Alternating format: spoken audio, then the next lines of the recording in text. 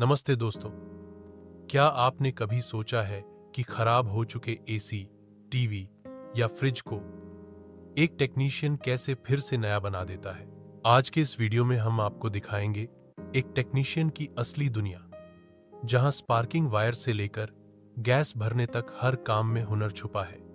अगर आप भी इस फील्ड में करियर बनाना चाहते हैं या सिर्फ सीखना चाहते हैं कि रिपेयरिंग कैसे होती है, तो वीडियो को अंत तक जरूर देखें। यह सिर्फ ज्ञान नहीं, एक स्किल है जो आपको आत्मनिर्भर बना सकती है। चलिए शुरू करते हैं।